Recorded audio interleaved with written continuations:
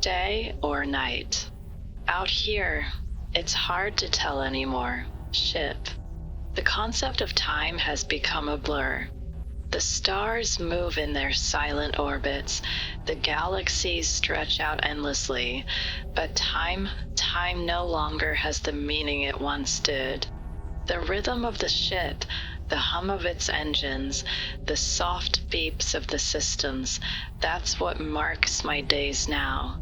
But when I think about Earth, when I think about how it used to be, how the sun would rise and set, marking the flow of time, it seems almost impossible that something so simple could have meant so much. Today, ship, I found myself thinking about something very different. Something so foreign, so strange, that it makes me question the nature of time itself. A tidal-locked world. You know what tidal locking is, don't you, ship? It's a fascinating phenomenon.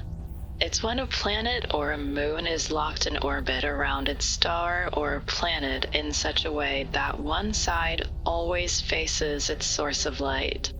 The gravitational forces between the two bodies cause the rotation of the planet or moon to slow down over time until it no longer rotates relative to its orbit. One side of the world is in eternal daylight, basking in the warmth of the sun, while the other side is locked in perpetual darkness, frozen in the cold, untouched by the light. It's an eerie thought, ship. A world where the concept of day and night is no longer relevant. Where one side of the planet is bathed in constant light, while the other is trapped in eternal night.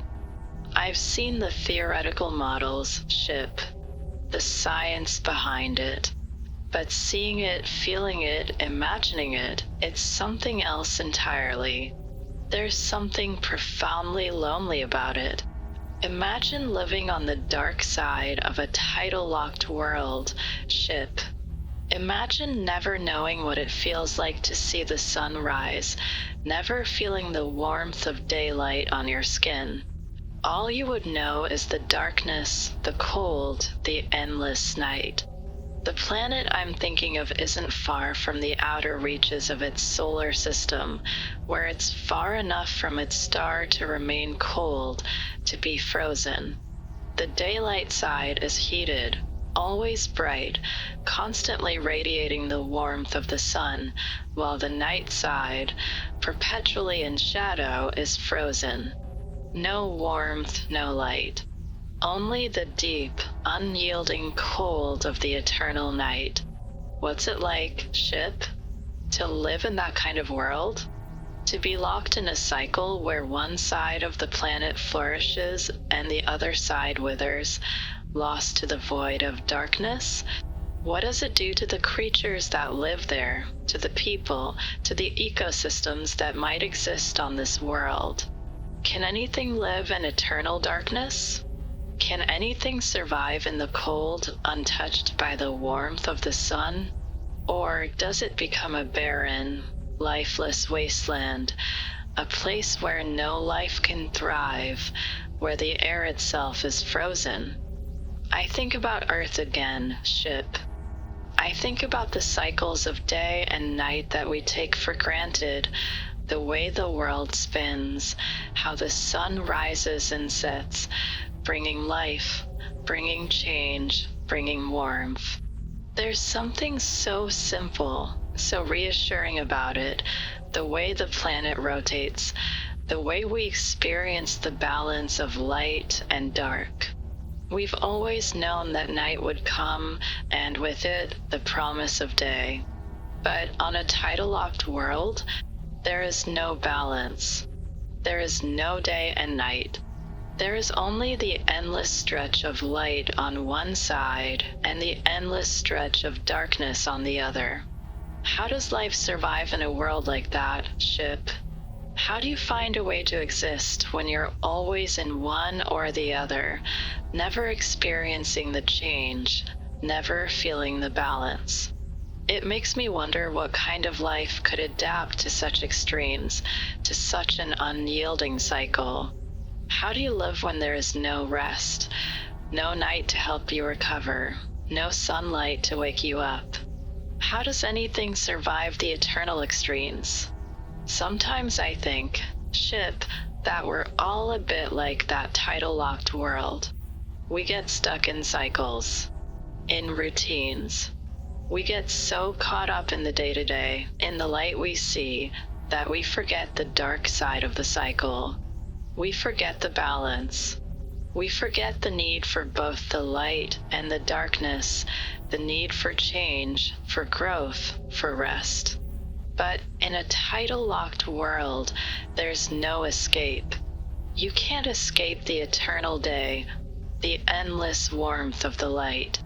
You can't escape the cold, the unyielding night. You can't escape the extremes. I think about how we live on Earth, ship. We think we can control our world, that we can make everything work the way we want it. We try to avoid the darkness, to stay in the light, but we can't escape the balance. We can't escape the cycles that govern us. We can't always stay in the warmth, and we can't always stay in the light. We need the night. We need the darkness.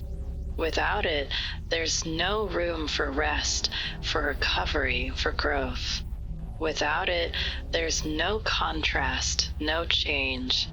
The tidal-locked world, ship, it's a reminder that everything in the universe, in our lives, needs balance. We can't exist in one state forever. We need both the light and the dark, the day and the night. Without them, there's only stagnation, only the endless repetition of the same, with no room for change, for evolution, for life. As I look out into the void, ship, I can't help but feel the weight of the darkness and the warmth of the light, the balance that exists between them.